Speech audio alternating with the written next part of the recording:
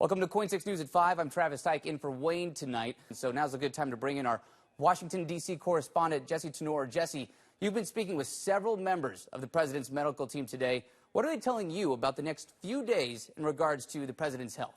Let's check with Joseph one last time before we go. There's going to be some raindrops later. You can't tell this on TV, but there are flamingos on Joseph's tie. They're dancing in the rain later this week.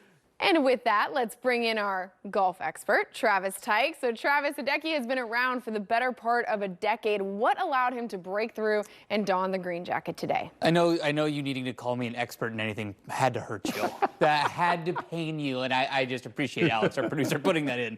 It's so glorious for me. Confident. Let's run it back. Who you got winning this year's Masters? So you look at these, you think, oh, well, Dustin Johnson's the obvious pick. You're going to go with DJ. And you're absolutely right. It's exactly who I'm going to pick. It's exactly who I'm going to pick. He's the obvious choice. This is why it's air quotes. This is air quotes for a reason. I'm golf expert, for sure. Well, I got DJ wrong, just missed the cut. And then we do with our high school football show in Anchor Pick'em, and I literally got every pick wrong this year. So actually, you should listen to me and then just do the exact opposite of what I say. And you're pretty much a lock. Small, small world. Whoa. All right, we go from that, but something else, sports. Yeah. Sports makes us happy. The Blazers taking on the Nets as the Blazers continue their road stretch. Yeah, it's a big world for the Blazers tonight, right? I knew you were going to say something. Yeah. I knew you couldn't resist. Just that oof when you heard those two people sing. You were not impressed. Yeah. Travis joins us right now. We were hoping that Steve Pearson, our weather center, would go in the second round of the Seahawks. That's so selfish. I thought that I was going to go to the Seahawks. You should both go. You're both great. Unbelievable. We went undrafted against it. Oh, we still have a few more rounds, Steve. We have a few more rounds. Okay. Yeah. One more day. Draft is July 21st. So, Steve, maybe if it's not the NFL draft, maybe it's the expansion NHL draft where you and I find our luck. Maybe. Get the sticks out. Yeah, that's what I was thinking. Of course, we want to break this one down, even despite the results. So we got to bring in our digital sports reporter, Marcus Grieve, joining us live from, is that my desk in the background? I think that's my desk. I think it is. All right, Marcus, the Ducks having trouble stopping the Trojans inside tonight. Talk about that. Their historic Sweet 16 win over Loyola Chicago this weekend. Dem Beavs, right? Say it with your chest. The Beavs making believers out of all of us. Travis, what are you seeing out there tonight? I'm on Highway 22 near the first of two checkpoints set up by Oregon State Police and military police. Now, about 2 miles past this checkpoint is the second checkpoint, right on the city limits of Lyons. And it's there where hundreds of people throughout the course of the day have been waiting for hours on end to see if and when they'll be let back in to see their hometown. Got to get out, fire's coming. In only a matter of hours, Ken Perkins' Lyons area home was turned into rubble. This video shows the view from his porch Monday as major winds whipped through the state. The next morning, his house gone. Basically, it's just a foundation and a pile of dust right now. There's nothing left of it. It's completely gone. Ken was one of hundreds waiting for hours on Highway 22, waiting to get back into Lyons. What are you guys doing now? Going back to see what's left. Locals either had to turn around at the city limit or wait, parked on the highway without knowing if or when they'd be allowed past the barrier. Tonight, Lyons, Mahama, and much of Marion County are in level 3 go now evacuation stages, while Staten, only a few miles west, has been reduced to level 1. It's not clear what the future holds for this stretch of small towns along Highway 22, which remains smothered in smoke. That's why Perkins says the best thing to do is stick together. This community will take care of the community.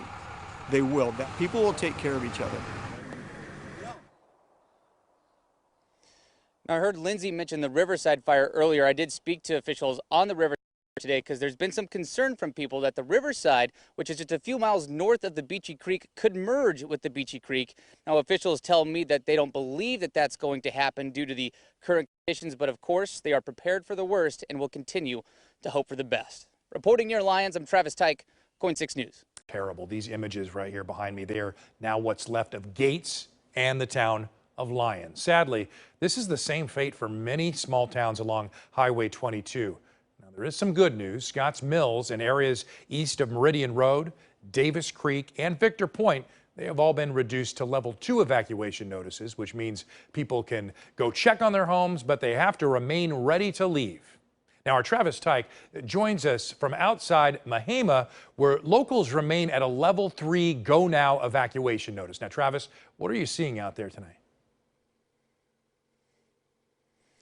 Well, Wayne, I was in Mahema for most of the day, and because it is in a level 3 evacuation notice, we moved outside of the city. So we're now east of Staten, but back in Mahema, homes, businesses, many structures are gone. And you can see by those images that you showed just a few seconds ago, it does not take long to see that the Beachy Creek fire has taken its toll. It wasn't like a wall of fire, it was like raining fire. The destruction is unlike anything we've seen in our state. Hundreds of family homes torched, turned into rubble. We obtained this new video showing the devastation in Gates and Lyons.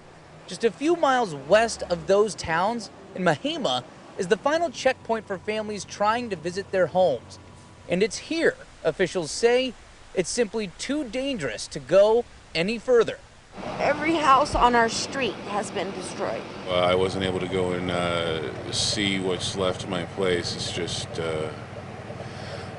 me and my daughter left on Monday, and I guess a couple hours afterwards, all of the town was engulfed in flames. My motorhome burnt. Well, I want to go up and see if I can kind of find a couple of things of my wife's. She passed about a year and a half ago, and I want to get that stuff. The Marion County Sheriff's Office told me some people are refusing to leave their homes in level 3 evacuation areas. Both law enforcement and locals who have lost their homes pleading for those people to pack up and leave immediately. Believe it when they say you should get ready. You know, I thought I'd come back in a day. Well, I didn't think we would never be able to go back.